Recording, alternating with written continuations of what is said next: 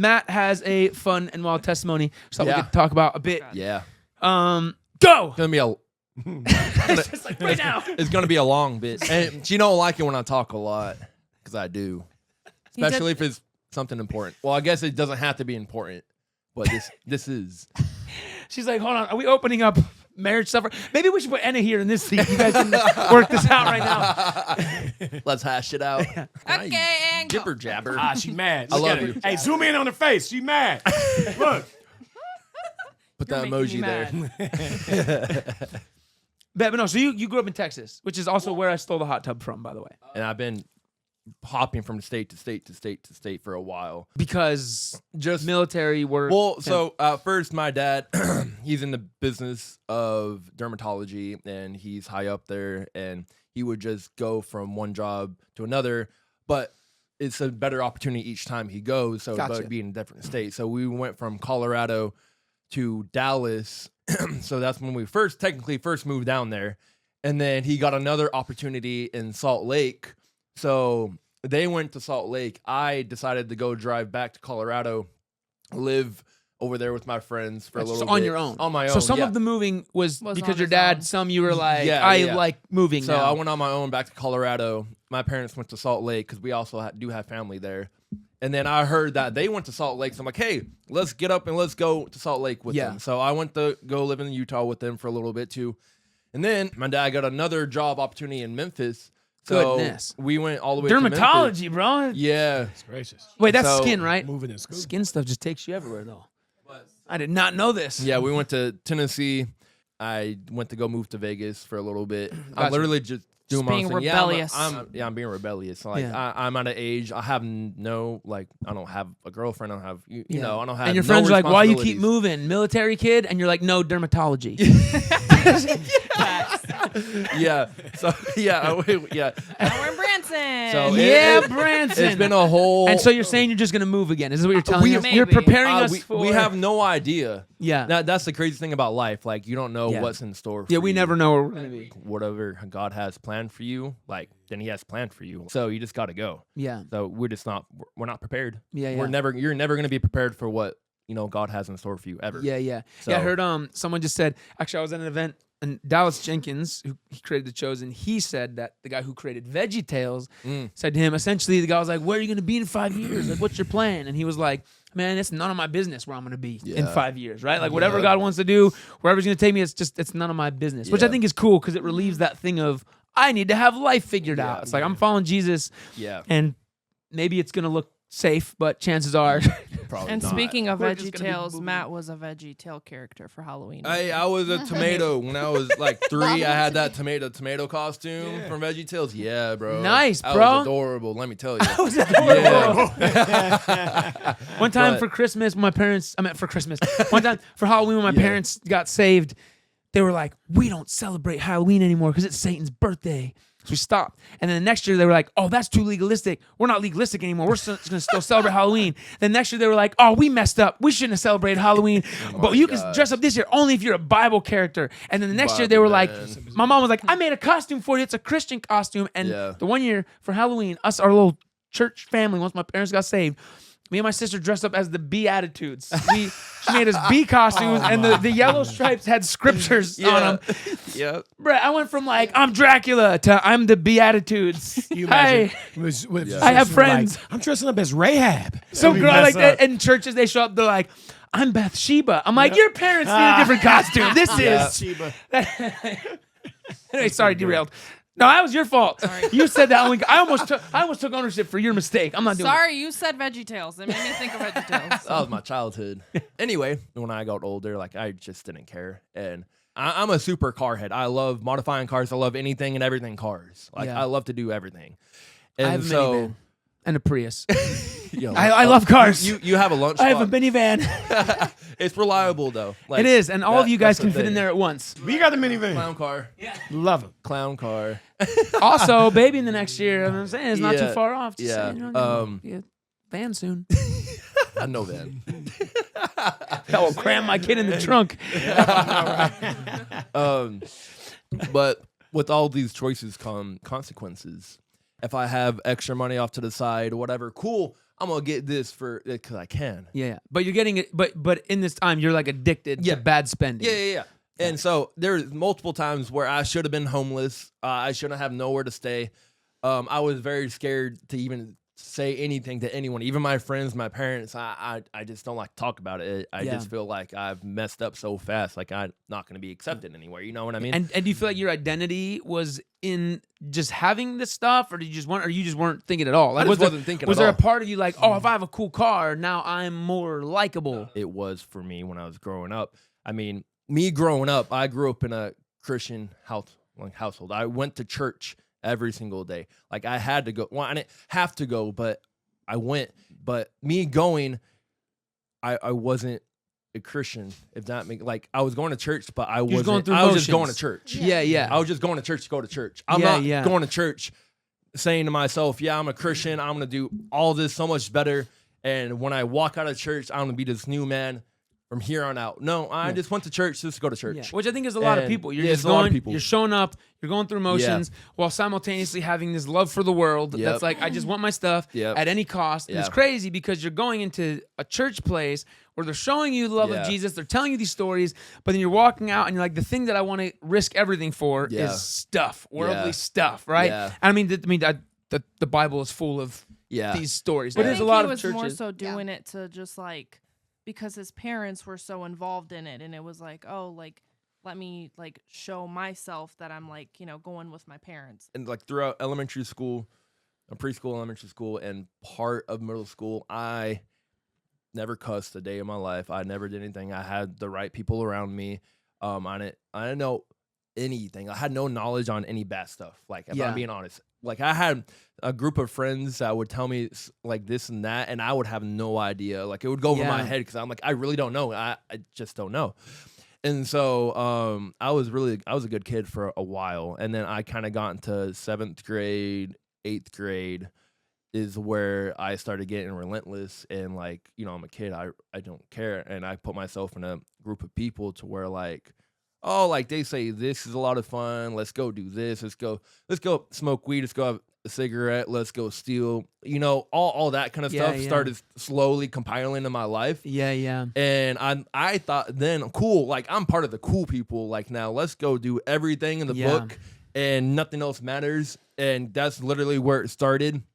And at the time, I couldn't smoke anything because I got asthma, and my lungs actually a lot worse. Like, than thank God for the asthma, bro. yeah. Yes. Protected you. My lungs are a lot Literally. worse than a lot of people that have asthma, because I know people who have asthma and they smoke every single day, and I have no idea Yeah. how. But I can't, because if I do with them, I'm just say goodbye. Yeah, Literally, yeah. that type of situation. So you're Um, you're at a point where you're like, my friends are doing this, I'm Yeah. starting to do this, but I can't because Yeah. my lungs are broken. But But like he in my did. head, I'm like, I want to do it so bad because everyone's doing it. I gotta fit in. I gotta do something about it, And so going in, I think it was freshman year, I would always after school go to my friend's house, my good friend, and I would go to the basement, and they'd be smoking and everything. And I asked them if I could like smoke with them as well. And I lit up a cigarette and I inhaled, and I didn't feel a thing. I didn't feel nothing. Usually when smoke goes in my lungs, you can tell when it hits your lungs, it hurts. It's Yeah. a pain. And I didn't feel a thing. And so I'm like, oh, dude, guys, like I can start smoking, man. Like I'm all in. And so that moment on, I was just going off on cigarettes and weed. That was my main thing. So I was just nonstop. And so almost after every single class, me and my friend would go smoke weed. And so it got to that point to where like that was the only thing that got me through Yeah. like class. And it was just I at that point I didn't have any like thoughts of regret ever for the longest time. And so like freshman and sophomore, I was relentless. I would pop pills in school with my friends too, because they would just randomly bring these drugs, Yeah. and I would pop them with them. Sometimes my parents, or more so my mom, would try to call me like if I'm at my friend's house or whatever, and I would just ignore my phone. Like I don't want y'all to know where I'm at, what I'm doing. So Yeah. I'm just like I'm ignoring everything that comes to my phone. And one night, it was very bad. we were like in my friend's basement, like they're smoking weed and everything. And after that, my stomach felt upset. So I'm like, oh shoot, like I'm gonna go throw up. So I went to that little window that's in the basement, that cellar, but I don't throw up. Instead, I pass out, I black out, and I'm going face first. My face slides against their wall, and I slam on the ground face first, and I'm out. I'm blacked out. I don't know if I died for a little bit, which I feel like I did. My friends were telling me when I woke up that they were punching me, hitting me, nothing. And so I woke up, I had a black eye, I had a lot of bruising on me and stuff, and I was shaking. Like, I was just super shaking. I was telling my friends, dude, like, yo, you got to call the ambulance, bro. Like, I just don't feel it. Like, no, we can't have any of that. And my mom's trying to call me, and I'm just not answering. But my good friend at the time, who lives right across the street, know that I'm over there, and my mom called them, and they knew where I was at, and they come over and get me, and my mom, and of course, takes me home, and this is at nighttime. So my mom is I love my mom to death, but she is super oblivious. She did not smell or say anything about nothing. Yeah. And she just so didn't she know. did not know at all. Yeah. Wow. And so, get home, go to bed, wake up the next day. My dad walks in. He's like, hey, like, how'd you get a black eye? I literally lied. And I said, we're playing hide and go seek or tag, one or the other. And it was dark inside the Sophomore year of high house. school was like, I still play hide and seek, Yeah. Mom and Dad. That's what I do with my friends. So, and I told him That's the worst excuse I've ever heard. that or tag, whatever. One of the others I said. Oh. That's hilarious. Yeah, but I told him it was dark in their house and the door was shut. I didn't see the door, bro, and I smacked the door, and that's how I got the black eye. And I know my dad's smart, bro. Like, he knew everything that I've done. He just never, I don't think at the time, like, he cared. Like, and so I lived a long life of just being rebellious, and I just don't care. So, Was there something that like caused that, like that you just didn't care? well, I think stronger the friends. main cause of everything is friends, the group that I surrounded myself with. Yeah. And so whatever they did, I felt was right. That's so scary. You think about, even as adults, Yeah. that's still a thing, right? The Yeah. people you surround yourself with, the value systems that they have, yeah. that will become your Yeah. value system. Yeah. There's a quote that says, "Show me your 5 friends, I'll show you your future." Yeah. Yes. Yeah, that's Yeah. just Like it's so real. Yeah. So I had that went for a while, but then junior year I kind of stopped everything and it was easy. It was easy for me to quit weed. It was easy for me to quit cigarettes because I just told myself that I just don't need the suffering. I don't need the pain. I don't want to risk myself dying because of Yeah. something so stupid. Would go back a little bit to freshman year is when I got introduced to EDM, like EDM music and like gloving and stuff. And so I always asked my friend who did it what it was, and that's how it kind of got into that thing of I love this kind of music. I love this kind of art that he's doing. So that's when it started for me. And after high school, I really got going into festivals like raves and all this kind of stuff. And I would go to these raves and stuff, and I would pop pills. I would do acid. I would do shrooms.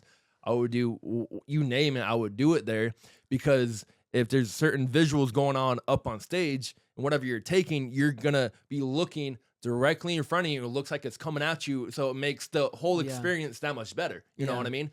And so in the moment, it's amazing. But like coming off of it, you feel like crap. So it's like, Oh yeah. dude, and then Yeah. the next day, you don't remember anything. Yeah. I did that for a while, and it was just kind of ongoing. And I then taught myself, I just don't need it. I would go to shows with my friends. My friends would do it. I would actually be the designated driver because they know I don't do anything. And so I just taught myself, okay, I don't need drugs to have a good time. Because if I do drugs, I'm not going to remember anything that happened the night before. Yeah. So that kind of got myself cleared out from all of that and out of my system. And it's been really good. But there's always been something else. I don't really talk to anyone about what's going on. I'm very distant from my parents. I would always distance myself in my room. I don't want to be around them. I'm going to do my own thing. And when it's dinner time, whatever, cool, I go get food. Like, I don't like to have those deep conversations. God, I just don't want to feel like I'm going to be the joke in the room, because me and my sister growing up, my sister was the 4.0 student. She was an AP, honors, all of that. She was a smart one in the group, and then there was me. Like, I'm getting like 2.3, 2.5 GPA, whatever, barely passing by school. I didn't give a crap about school. So I would always compare like me and my sister all the time. And like, I'm not worthy of anything, and she's worthy of all the things because she just got it Yeah. all and I don't got anything, Yeah. And so I just wasn't in the right headspace like for the longest time. And I guess I never have been.